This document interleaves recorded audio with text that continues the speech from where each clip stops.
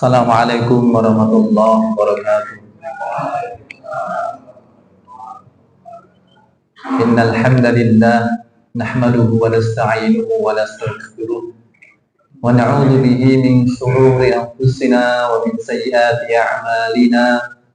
May yahdihillahu fala mudilla lahu wa may yudlil fala hadiya lahu. Asyhadu an la ilaha illallah wa asyhadu anna Muhammadan 'abduhu wa rasuluh. Allahumma salli ala Muhammad wa ala ali Muhammad, amma ba'd. Ayyuhal mu'minuna rahimakumullah, usikum wa iyaya nafsi bitaqwallah. Faqad fazal muttaqun haitsu qala ta'ala ya ayyuhalladzina amanu taqullaha haqqa tuqatih wa la tamutunna illa wa antum muslimun. Ya ayyuhalladzina amanu taqullaha wa qulu qawlan sadida yuslih lakum a'malakum wa yaghfir lakum dhunubakum wa may yuti'illaha wa rasulahu faqad faza fawzan 'azima. Jamaah salat maghrib yang dimuliakan Allah Subhanahu wa taala, puji dan syukur kita panjatkan kehadirat Allah Subhanahu wa taala atas segala nikmat yang tercurah dan terlimpah atas kita semuanya, juga atas taufik dan hidayah kita dipertemukan oleh Allah, dikuatkan oleh Allah untuk hadir bisa rekreasi di tempat yang paling indah di dunia, yakni di taman di antara taman-taman surga. Idza marartum bi riyadil jannah farda'u. Apabila kamu berjumpa dengan taman-taman surga, maka bergabunglah di dalamnya. Qila wa riyadul jannah ya Rasulullah. Beliau ditanya, apa itu taman surga ya Rasulullah? Beliau menjawab dalam satu riwayat, hilaqidz dzikr, yakni halaqah dzikir. Dalam hadis yang lain beliau menyebut majalisul ilm, dan itu memiliki makna yang tidak jauh beda, bahwa majelis ilmu itu adalah taman di antara taman-taman surga. Maka berbahagialah kita yang dimudahkan oleh Allah untuk bisa berkumpul di taman di antara taman-taman surga. Bagaimana kita bisa berkumpul di taman surga dunia? Semoga kalau Allah kumpulkan kita pula, pertemukan kita pula dalam suasana yang lebih syahdu lagi, lebih menggembirakan lagi kelak di taman surga akhirat. Bapak Ibu yang dimuliakan Allah SWT, sejatinya saya menyampaikan materi-materi di sekitaran daerah Gagak Sifat. Ada beberapa tempat, ada di Masjid Sarah saya membahas buku yang saya tulis, Tadabbur ayat-ayat hati. Sudah saya mulai 3 pertemuan, sehingga di sini saya tidak membahas buku ini. Ke sana lagi di mana itu yang rutin tiap bulan ada di Baturan, kita bahas buku Muslim Hebat. Ya, kalau ke sana ke Panti Ceklek itu di Al-Hikmah saya bahas tentang Quranic personality. Maka supaya tidak tumbuh, supaya yang hadir, karena saya lihat ada yang hadir di sini juga hadir di tempat lain ya, nanti kalau materinya sama terus ya nanti bisa ketebak nanti ya, dan materinya terus alah paling juga materinya itu ya. Sehingga kalau kita bikin beda-beda ya selalu mendapatkan hal-hal yang baru ya, meskipun nanti dalam penyampaiannya tetap ada yang berulang-ulang ya, dan semua pemateri tetap mesti ada yang pengulangan-pengulangan dari contoh dan sebagainya, itu biasa. Di sini saya akan menyampaikan untuk tema-tema hari ini dan juga berikutnya, yakni dari yang sudah saya tulis juga dan yang insya Allah rutin saya tulis di majalah Risalah Hati ya. Jadi ada yang buku ini, ada yang buku Muslim Hebat ya, ada yang di majalah Risalah Hati, dan nanti mungkin nanti ada buku lagi apa ya di tempat lain, sehingga bisa mendapatkan faedah yang banyak. Setidaknya saya menyampaikan apa-apa yang sudah saya pelajari dan juga sudah saya tulis. Hadirin yang dimuliakan Allah SWT, tema Risalah atau Risalah Hati di bulan ini mengajak kepada antum semuanya untuk mentadabburi satu ayat di dalam Al-Quran, Ya, temanya memang semua tadabbur ya. Hanya kalau di majalah Risalah Hati itu tematik sifatnya, tidak urut ya. Dan untuk tema kali ini kita bicara atau mengajak tadabbur dari surah surah Al-Balad ya. Al-Balad ayat yang keempat. Surah Al-Balad ayat yang keempat. Laqad khalaqnal insana fi kabad. Laqad khalaqnal insana fi kabad. Ada kalimat laqad, sungguh, khalaqna, kami menciptakan al-insan, manusia, fi kabad, dalam keadaan bersusah payah. Bersusah payah yakni manusianya, bukan bagaimana Allah menciptakan. Allah menciptakan dengan sangat mudah, semua mudah bagi Allah. Tapi manusianya itu dari proses penciptaannya itu mereka selalu manusia selalu mengalami apa yang namanya susah payah. Bahkan diawali dengan huruf takkid ya. Dua takkidnya, lam dan qad. Ya. Laqad berarti sungguh-sungguh benar-benar, khalaqna, kami menciptakan manusia, al-insan. Di sini menggunakan lam ta'rif. Ada alif lam, maknanya lil istighraq. Jadi mengenai semua manusia. Apakah dia yang kaya, dia yang miskin, dia yang mukmin, dia yang kafir, dia yang laki-laki, dia yang perempuan, ya, dia yang ganteng, yang kurang ganteng, yang cantik, kurang cantik, yang sempurna ataupun yang cacat. Semua masuk dalam kategori al-insan. Laqad khalaqnal insana fi kabad. Semua manusia diciptakan Allah, mereka punya apa? Kabad. Apa makna kabad? Imam Hasan Al-Basri beliau mengatakan fi kabad yakni fi syiddatin wa nasabin. Manusia itu semuanya pasti dalam keadaan memiliki beban dan bersusah payah, atau dalam bahasa umumnya adalah pasti memiliki masalah. Semua orang yang hidup itu punya masalah. Bahkan dari awal penciptaan manusia itu mengalami proses yang susah payah. Dimulai dari nutfah, ya. Itu yang kemudian akhirnya lolos jadi manusia. Jadi masing-masing kita itu dulunya itu persaingan dari berjuta nutfah. Ya. Yang ketemu sel telur cuman satu, yang akhirnya jadi ini. Ya, jadi udah persaingan sangat ketat ya. Jadi saingannya jutaan Pak. Ya, itu sudah susah payah. Kemudian ketika berada di rahim ibu itu juga dikandung dalam keadaan apa? Wahnan ala wahn. Ya. Ibu itu mengandung juga dalam keadaan bersusah payah. Jadi tumpuk-tumpuk. Wahnan ala wahn. Itu maksudnya apa? Susah di atas susah. Berarti susah banget gitu loh. Dilahirkan nganggo napa istilahnya totoan nyawa ya. Ketika melahirkan pun dengan si ibu ketika melahirkan dalam keadaan susah payah. Begitupun ketika jabang bayi lahir itu nangis satu ketawa Pak. Jadi ana sing lahir dhisik guyu ya. Semua lahir dalam keadaan apa? Ya, menangis ya. Begitupun yang lahirnya tidak di dunia ya, seperti Adam alaihissalam ya, itu ketika ditempatkan di dunia itu bukan untuk bersenang-senang, untuk bertamasya, tapi itu hukuman ya. Itu hukuman. Sebelumnya tidak ada beban ya, kemudian di dunia itu penuh dengan beban. Nah, dan setelah itu tidak ada manusia yang dalam hidupnya mengalami hanya satu warna saja yang berupa kesenangan, kebahagiaan. Tidak ada. Nggak ada orang pas lahir saking senengnya guyu. Ya, lahirin guyu. Anak-anak ya usia TK guyu terus ya.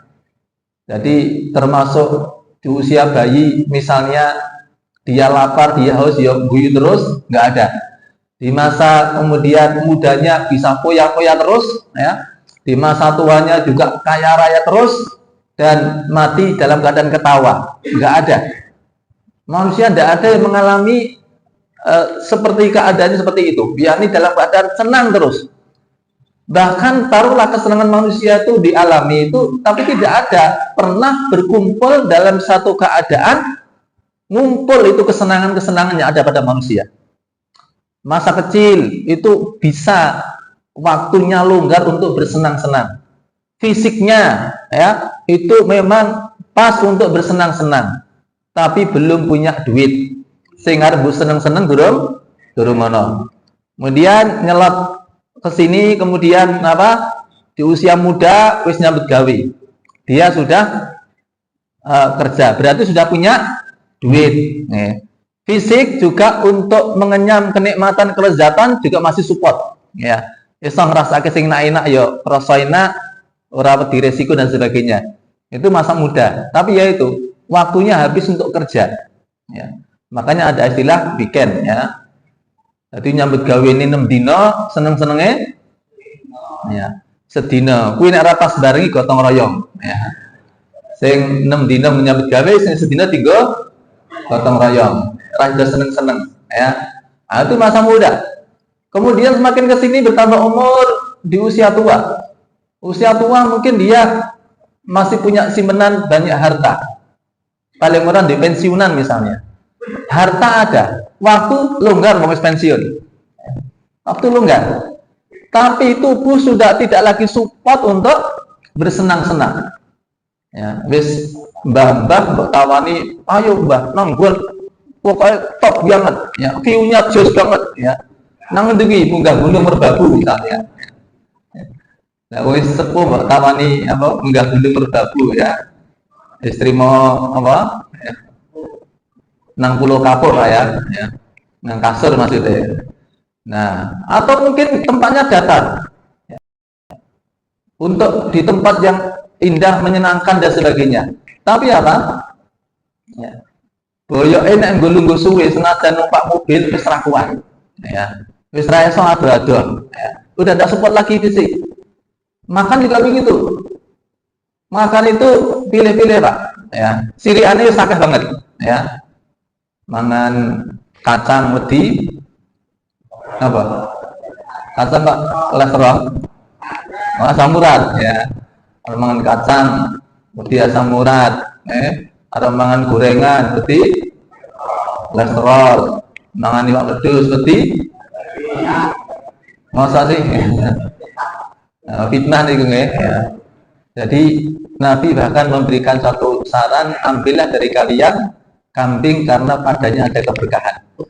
Jadi hewan yang ada berkahnya tidak hanya kuda, kambing itu juga berkah. Cuman pemanfaatannya beda. Ya, kambing itu bukan untuk ditunggangi, bukan. Ya. Tapi apa? Ya untuk dikonsumsi dagingnya. Itu di situ ada keberkahan. Ya. Jadi rugi nanti rabian iwak pedus Pak. Dan insya Allah nggak bikin inilah, nggak bikin ya kalaupun ada pengaruh-pengaruhnya mungkin cara masaknya ya, tapi secara asal enggak ya. Masa Nabi mensyariatkan sesuatu yang bikin madorot umatnya. Udhiyah itu kan pakai apa? Ya kalau enggak sapi ya kambing, ya, masa itu bikin madorot ya. Maka ya kalau sebenarnya belum tentu juga dia asalnya dari makanan-makanan daging-daging itu ya.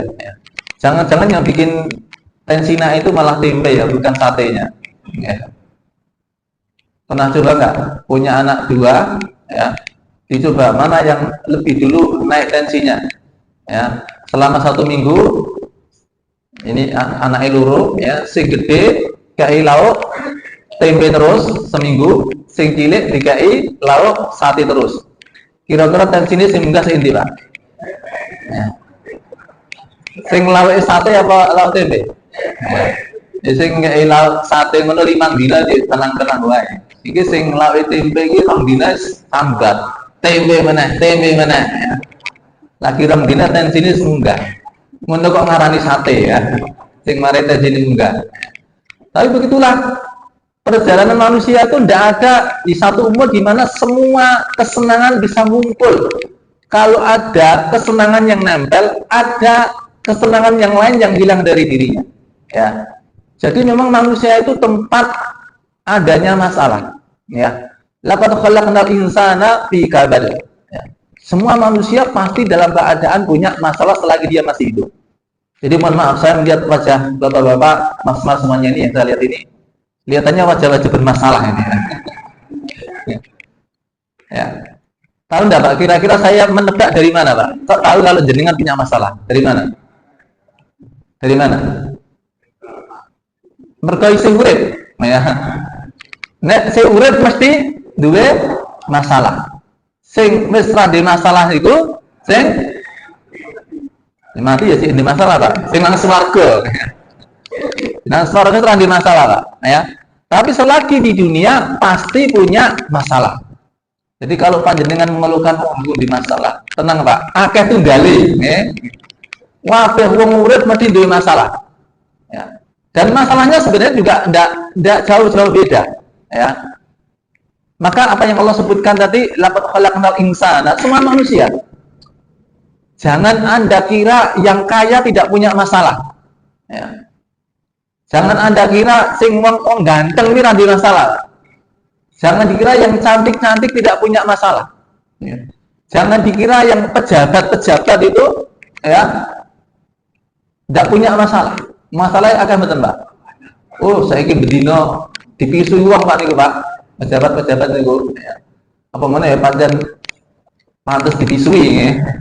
Nah, itu ya mereka juga punya masalah ya. Termasuk juga orang-orang yang terkenal punya masalah enggak? Punya masalah, banyak masalah juga. Jangan dikira mereka tidak punya masalah ya. Jangan dikira yang punya masalah hanya orang-orang mukmin saja ya. Ahli maksiat punya masalah enggak? Mereka juga punya masalah ya. Ada yang salah di dalam memahami ya, hadis Rasulullah.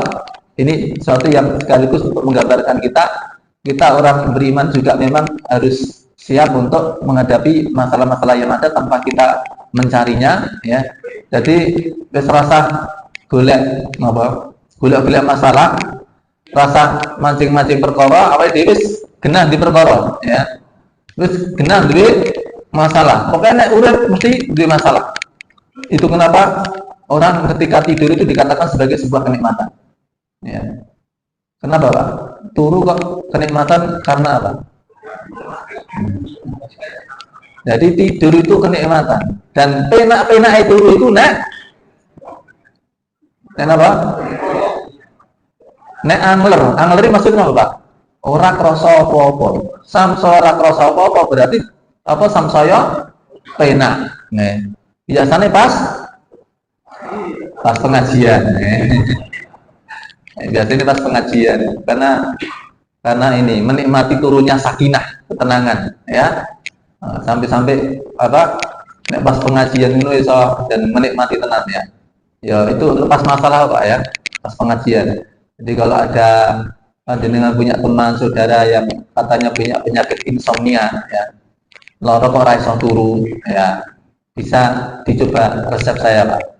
Jangan pengajian Pak ya. Nah, perlu sing jadwali bengi ngono ya. Nah, makanya kenapa tidur dikatakan kenikmatan? Karena begitu bangun pas tidur tidak ada masalah. Ya, orang risiko orang masalah turu orang eling apa-apa. Begitu bangun langsung Pak, masalah langsung berada di pundaknya. Oh, dino senan iki wayah nyambut gawe. Pengen sih prai meneh ya. Wah, tanggal 20 wayah bayar listrik ya, tanggal sakmene ono sing setoran barang dan sebagainya. Jadi begitu banget langsung ada masalah. Makanya tidur adalah kenikmatan. Nah, baik hadirin yang dimuliakan Allah SWT, begitupun seorang mukmin dia juga dalam hidupnya mengalami masalah demi masalah. Ada musibah-musibah ya. Kalau bahasa orang beriman adalah ujian-ujian yang terus ya dialami. Ma yazalul bala'u bil mu'mini wal mu'minati fi nafsihi wa waladihi wa malihi hatta yalqallaha wa ma'alai khati'ah. Senantiasa bala ujian itu menimpa mukmin yang laki-laki maupun mukmin yang perempuan, baik yang berhubungan dengan dirinya sakit, dirinya sakit ya, dirinya dipisui orang ya, dirinya lagi susah, khawatir, memikirkan apa dan sebagainya. Atau yang berhubungan dengan anaknya, ya, anaknya yang sakit, ya, anaknya yang punya masalah, anaknya lagi tidak seperti yang diharapkan orang tuanya. Wa malihi, terkait dengan hartanya, mungkin lagi kesulitan ekonomi dan sebagainya, ya. Ma yazalul bala. Kalimat ma yazalu ini jadi satu, ya. Artinya enggak berhenti, ya, terus menerus. Ma yazalu itu berarti mazala, ma yazal itu terus menerus, tidak berhenti. Terus menerus ujian menimpa seorang mukmin dan mukminah, ya, baik yang berkaitan dengan dirinya maupun yang berkaitan dengan anaknya, yang berkaitan dengan hartanya, hatta yalqallaha, sampai dia berjumpa kepada Allah, wa ma'alaihi khati'ah, sedangkan dia sudah tidak lagi memiliki dosa. Mungkin sekilas begitu kita membaca hadis ini, ada yang kemudian takut jadi orang mukmin. Wah, tiba jadi orang mukmin sanggane apa? Ya, lagi untuk ujian terus, ya. Ma yazalul bala, senantiasa, ya, dia mendapatkan ujian, ya. Terus ujian terus menerus sampai nanti ketemu sama Allah, berarti sampai mati ujiannya, ya. Nah, terus harus ngapain mati, ya? Apakah ada pilihan lain? Apakah kemudian ketika seseorang memilih untuk menjadi kafir, itu kemudian tidak mendapatkan bencana, tidak mendapatkan musibah? Ya. Dari sisi apa yang dialami itu sama, mirip-mirip sama, hampir-hampir sama, ya. Cuman namanya beda, meresponnya juga beda antara mukmin dan kafir. Hasilnya nanti juga berbeda. Orang mukmin apa yang dialami namanya ujian. Nah, orang kafir, napa? Ya, porskot nih Pak, DP. Ya, orang ramai sekolah kok melu ujian. Sing ujian sing melu sekolah nih. Jadi kalau mereka ya itu siksa awalan sebelum nanti, ya Pak, siksa kemudian. Jadi bahasa untuk mereka kan peribahasa yang pas kan, bersakit-sakit dahulu, disiksa kemudian. Nah, bukan bersenang kemudian, orang kafir kok. Bersakit-sakit dahulu, disiksa kemudian. Ya, amilatun nasibah tasla naron hamiyah. Ya. Bersusah payah ketika dia di dunia, tasla naron hamiyah, kemudian masuki neraka yang menyala-nyala apinya. Ya. Itu bagi orang kafir. Ya. Kalau dari sisi penampakannya itu mirip-mirip. Sing lara orang mukmin kok. Ya, wong kafir ya nganggo lara. Sing napa ada masalah ekonomi tidak hanya orang yang beriman saja. Orang-orang kafir ahli maksiat juga, mereka juga mengalami apa? Ya, kesulitan ekonomi. Ya. Yang untuk mendapatkan sesuatu harus bersusah payah. Harus berjerih payah, membanting tulang. Itu tidak hanya orang mukmin, tapi juga orang kafir. Harus memeras keringat. Itu tidak hanya orang mukmin, orang kafir juga. In takunu ta'lamuna fa innahum ya'lamuna kama ta'lamun. Jika kalian merasakan sakit, jerih payah, maka ketahuilah mereka orang-orang kafir juga merasakan yang sama dari sakit jerih payah. Bedanya apa? Wa tarjuna minallahi ma la yarjun. Kalian orang-orang beriman punya pengharapan apa-apa yang orang-orang kafir tidak memiliki pengharapan. Orang-orang mukmin punya pengharapan dengan adanya musibah yang menimpanya, ya, dosa-dosa berguguran. Allah angkat derajatnya. Allah lipat gandakan pahala kesabaran bi ghairi hisab, sampai tanpa hitungan. Dan ada pengharapan Allah berikan ganti yang lebih baik. Ya, wa tarjuna minallahi ma la yarjun. Orang-orang kafir ngapain coba kalau misalkan dapat musibah? Harus pada semoga orang-orang yang disemogakan Pak mereka itu, ya.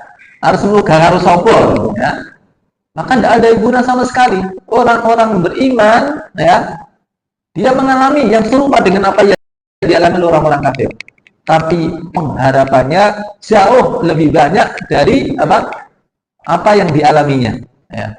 Makanya hadirin yang demikian Allah SWT, dari sini kita hendaknya juga sebelum nantinya kita tahu bahwa memang masalah itu tidak untuk dibiarkan. Ya, ada cara-cara penyelesaian juga secara syar'i. Akan tetapi sebelum itu kita harus memahami atau apa itu masalah. Ya, bagaimana kita menyikapi suatu masalah itu. Ya, jangan sampai kita kemudian merasa sebagai orang yang paling terdolimi di dunia itu.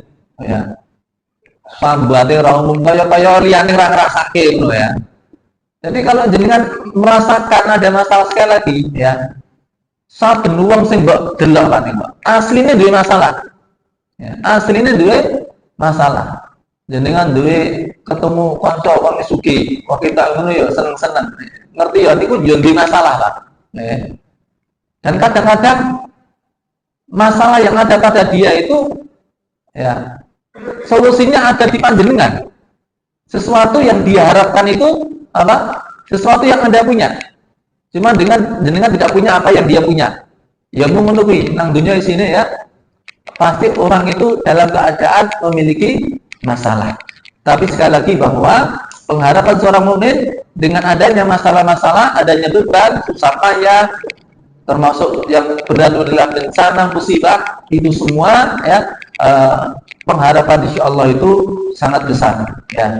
Termasuk hadis tadi, ketika seorang mukmin dia menerima atau ditimpa satu musibah, masalah apapun itu, ya, itu menggugurkan dosa. Ya. Sampai kemudian dia bertemu Allah bermakna ibadah, tidak punya kesalahan lagi. Ya. Jadi musibah-musibah itu menuntaskan dosa-dosa, ya. Menuntaskan dosa-dosa. Taruhlah manusia dalam hidup ini dia pernah melakukan kesalahan sebanyak 1000 kali, misalnya ya. Kesalahan sebanyak 1000 kali ya. Ini hasil ini punjul ya. Ini contoh saja ya. Contoh saja, nanti tinggal dilipatkan sendiri. Kalau memiliki kesalahan sebanyak 1000 kesalahan ya. Nah, musibah-musibah itu bukan satu-satunya cara untuk membersihkan dosa-dosa. Ada cara-cara lain, ya, ada dua cara yang lain yang panjenengan bisa leluasa, ya, itu di istilahnya apa? Karet malu jenengan, soal kayak ya. Karena kalau manusia itu, ya, pasti dia mengalami apa yang namanya kesalahan, pasti pernah melakukan kesalahan, tetapi di akhir hayatnya, ya, orang yang benar-benar sukses itu ketika dia mati sudah dalam keadaan bersih dari dosa. Ya, itu yang namanya orang yang sukses hidupnya. Dikatakan sukses, lulus ujian itu kan harus ujian manusia itu selama hidup itu ujian terus. Ketika mati berarti selesai ujiannya. Lulus atau tidak, ya, ini dilihat dari soalnya apa, garape piye, gitu ya. Tugasnya di dunia apa, dia kerjakan atau tidak, ya. Makanya kesuksesan yang paling hakiki itu adalah ketika seseorang berakhir hayatnya, lalu dia disambut oleh para malaikat, ya.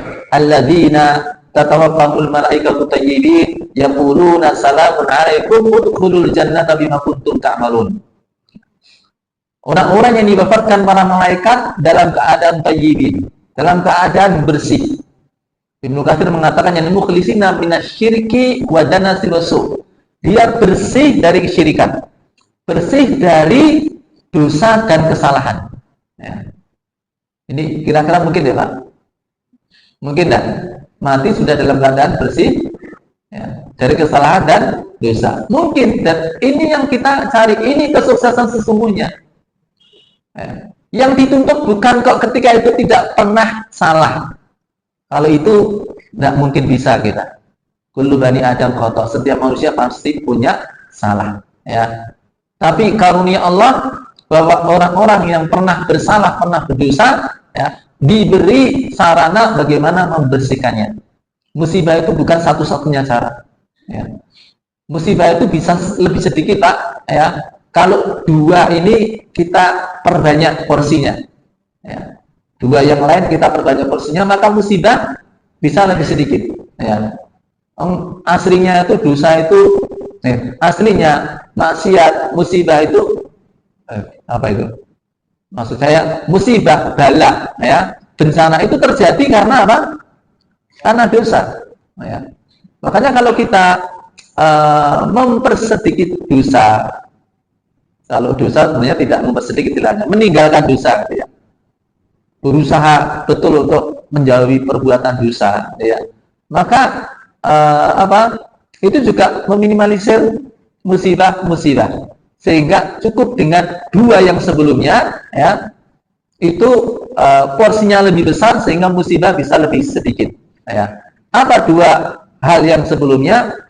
Ibnu Qayyim al-Jauziyah mengatakan wali ahli dzunubi, ya, salah satu anhar di dunia, bagi orang yang pernah melakukan dosa, maka baginya bisa mandi di sungai pembersih dosa di dunia.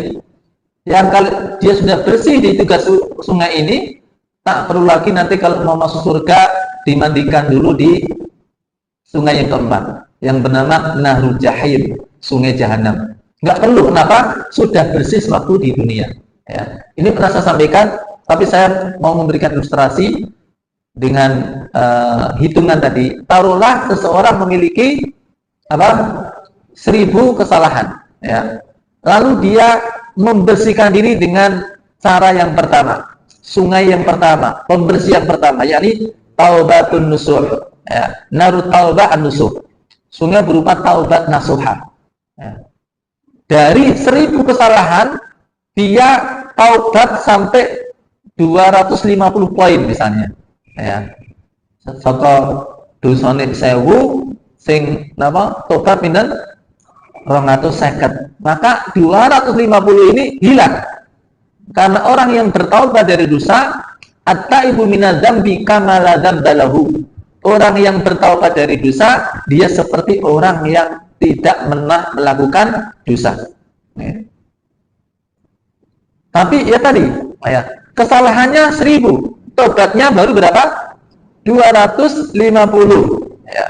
Karena tidak semua orang itu ketika bertobat itu kemudian menyeluruh, ya.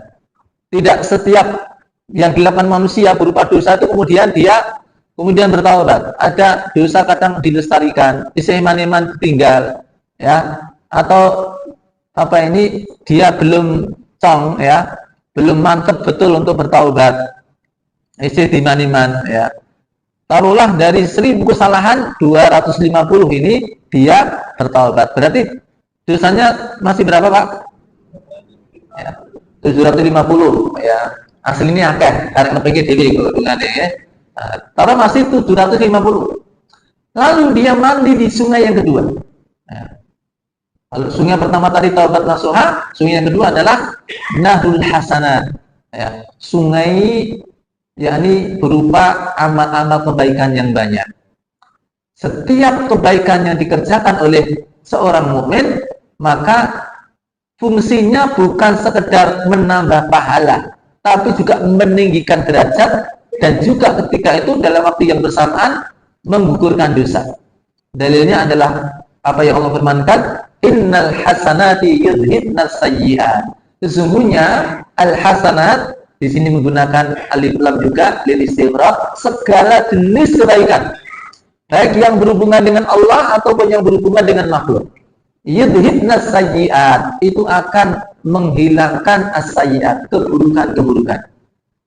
Jadi jenis kebaikan apa itu, Bapak sekalian, itu otomatis akan menggeser atau menggerus ataupun menghilangkan di antara dosa-dosa. Semakin banyak panjenengan kerjakan kebaikan, maka semakin banyak dosa yang hilang, ya. Innal hasanat yudhibnas sayyi'at, ya. Sesungguhnya kebaikan-kebaikan akan menghilangkan, ya, keburukan-keburukan. Makanya pesan Rasul juga, ittaqillaha haitsu kunta wa atbi'is sayyi'atal hasanata tamhuha, ya. Bertakwalah kepada Allah di mana saja kamu berada, dan ikutilah keburukan dengan kebaikan yang menghapusnya. Maksudnya kok bukan kok ayo tumindak elek sik baru itu benda apik, bukan, ya. Nek wis kebacut tumindak elek, tutupen cara untuk ditutup dengan kebaikan, karena perbuatan baik akan menghapus perbuatan buruk, ya. semua kebaikan secara umum ataupun juga kebaikan-kebaikan yang sifatnya khusus sebagai mukafiratul dzunub. Ya, sebagai penggugur dosa. Banyak kebaikan-kebaikan yang menggugurkan dosa ya. Contohnya apa? Misalnya kathratul khutwa ilal masajid. Banyak melangkahkan kaki ke masjid. Ini dengan misalnya ketaatan lain agak susah ya, ngilangke dosa niku mawon. Nggih. Wirawi nang masjid sing akeh, Pak. Ya. Ya 5 kali maksudnya paling enggak ya. Nek perlu ya lakune rada muter ngono, Pak. Nek ampun telat, mutere kadolan malah telat. Nah, itu karena langkah kaki itu meningkatkan derajat sekaligus juga apa? Ya, menggugurkan dosa. Kathratul khutwa ilal masajid. Apalagi wal umrah ilal umrah kafaratu lima bainahuma. Satu umrah dengan umrah berikutnya maka menggugurkan dosa antara keduanya. Ya. Wal jum'ah ilal jum'ah kafaratu lima bainahuma. Amal-amal di hari Jumat itu menjadi dari satu Jumat ke Jumat berikutnya menjadi penggugur dosa antara keduanya. Ya. Kemudian ketika seseorang berwudu maka berguguran apa? Dosa-dosanya melalui ya yang apa ini air yang menetes dari anggota wudu. Ya. Sujud pun juga begitu. Setiap kali seseorang bersujud maka satu derajat dinaikkan oleh Allah dan satu dosa dihilangkan. Ya. Makanya ketika sujud, ketika ruku itu ya betul-betul dinikmati sampai setidaknya ya batas minimal tumakninah itu harus ada, Pak. Ya. Sehingga para ulama itu memberikan sebuah ilustrasi. Tahukah Anda di manakah dosa diletakkan ketika manusia dalam keadaan ruku, dalam keadaan sujud? Di mana diletakkan? Diletakkan di punggungnya. Ya. Begitu seseorang ruku, ya, maka dosa-dosanya bleeding, Pak, ya, berguguran. Tapi ada orang yang tidak tumakninah rukuknya, ada bleeding ora situ, Pak. Ya. Lagi ingin ping langsung ini mana? Ya. Sujud yang ngono, lagi gogrok ngono ora situ, langsung dengek, ya. Makanya tumakninah di dalam rukuk, dalam sujud itu penting. Ya. Jadi ada yang bukan dosa misalnya beberapa jenis siam, ya, ada saum Arafah, ya, ada saum apalagi saum Asyura dan sebagainya, itu juga menggugurkan dosa-dosa. Dan secara umum apapun kebaikan itu dia fungsinya menggugurkan dosa-dosa juga di samping menambah pahala. Baik, misalnya dia kerjakan kebaikan sampai hilang keburukan-keburukannya itu 500 poin. Sapa 1250 hilang mungkin mau apa? Tobat ya, sing 500 hilang dengan ya amal-amal ketaatan. Isi pinter, Pak. 200 saged jane kunjul ya. Dilipat ke dhewe. Ya ben kelingan awake dhewe bisane akeh ya. Nah, masih 250 poin. Kalau Allah mengendaki kebaikannya, Allah mengendaki kebaikan untuknya, maka Allah akan menuntaskan sisa 250 poin keburukan tadi dengan caranya. Ya. Apa itu? Memberikan apa kepadanya satu musibah, ya, ada teguran. Tapi ya jangan-jangan teguran musibah ini ya tidak hanya dialami oleh orang-orang beriman. Ya. Oh, kabar yang merasake, cuman bagi orang beriman, ya, ini adalah cara Allah bagaimana menuntaskan apa dosa-dosa. Ya. Karena memang manusia itu kadang mendekat kepada Allah ketika ada teguran, Pak. Ya. Tidak semua orang itu dia langsung bersyukur kepada Allah, langsung ingat kepada Allah ketika mendapatkan nikmat-nikmat. Ya. Kadang-kadang ketika dapat nikmat itu sing dielingi kuwi ya koncone, ya, mitranya, ya, atau bosnya, lupa sama Allah. Tapi begitu dapat teguran, dapat musibah baru ingat sama Allah. Ingat yang di atas, gitu ya. Dan manusia memang kadang-kadang begitu. Ada ilustrasi, ya, mandor itu dia berada di lantai 7, ya, melihat ini tukangnya berada di lantai paling bawah, ya, dicelui, dibengoi, ya, ini mau ada perintah, tapi orang perlu ada orang perlu, ya. Maka kemudian si mandor ini nyeblake duit 10-an ewan. Ya. Karena dijeblaki duit ya bendana, ya. Tapi begitu dia nemu duit tadi, golek kancane, maksudnya golek kancane 10.000 ya. Ini orang nangkene 10.000, mbok menawa kancane iki 10.000 nang dineh. Ya, jadi delake samping kanan kiri ya, depan belakang. Orang delok dua. Wah, kok orang dana, orang dengek di terdelaki 50.000 ya. 50.000 tambah semangat ini orang dana ya. Lha golek iki wetenge niku ono 50.000 barang ya. Iki ngelupeng dina iki 50.000. Orang dana ya. Kayak 100.000 ya ngono. Ya. Terakhir apa? Dananya dikaya apa, Pak? Ya. Jadi dicibulai apa gempilan terlorat ya, Pak ya. Wah, kono helmnya flotak, ini mesti dana. Ya. Nah, mungkin flotak ini lah mungkin. Mesti dana, itu kok di. Nah, di antara manusia itu ada yang ketika dapat nikmat itu terus apa? Golek koncone nikmat yang lain mana gitu, ya. Bukan langsung ingat kepada Allah. Tapi begitu ada teguran, ya, baru ingat, ya Allah saya ngaku salah ya Allah, ya. Baru dia bertaubat, kemudian mohon pertolongan kepada Allah, ya. Nah, jadi musibah-musibah yang dialami seorang mukmin itu bisa jadi cara Allah untuk menuntaskan apa dosa-dosanya, sehingga apa masalah-masalah yang dialami itu baik bagi orang beriman. Kenapa? Itu cara Allah ya, untuk menuntaskan dosa-dosa dan kesalahannya. Ya. Sampai ketika dia berjumpa dengan Allah, wa ma'alaihi khatiyah, dia sudah tidak lagi punya kesalahan. Dia termasuk orang-orang yang Allah firmankan, alladzina tatawaffahumul malaikatu thayyibin yaquluna salamun alaikum udkhulul jannata bima kuntum ta'malun. Orang-orang yang diwafatkan para malaikat dalam keadaan bersih, ya. Maka malaikat mengatakan selamat atas kamu, udkhulul jannah, masuklah kalian ke dalam jannah ya, dengan sebab apa yang kalian kerjakan. Semoga Allah menjadikan kita di antara orang-orang yang termasuk datang kepada Allah dalam keadaan bersih. Semoga Allah kuatkan kita, berikan taufik kepada kita untuk banyak-banyak bertaubat kepada Allah dan juga beramal saleh. Dan adapun perihal musibah, perihal beban, perihal ujian, adab kita kepada Allah tidak boleh minta banyak-banyak, tidak boleh. Ya. Apa rumang samu kuat wabiye, ya. Termasuk bukan ada pula ketika orang mengatakan saya tidak minta ujian diringankan, tapi saya minta pundak yang kuat. Dia tetap beleleng gitu ya. Karena tidak seperti itu yang diajarkan oleh Allah. Ya, kita ini merendah di hadapan Allah. Maka doa yang diajarkan oleh Allah apa? Rabbana la tuakhidna in nasina aw akhtana. Rabbana wa la tahmil alaina isran kama hamaltahu 'alal ladzina min qablina. Rabbana wa la tuhammilna ma la taqata lana bi. Pokoknya aku nak apa itu lemah ora kuat gitu. Ya. Jadi jangan engkau bebankan kepada kami apa-apa yang kami tidak kuat menanggungnya. Ora sapa doaku rusak ya.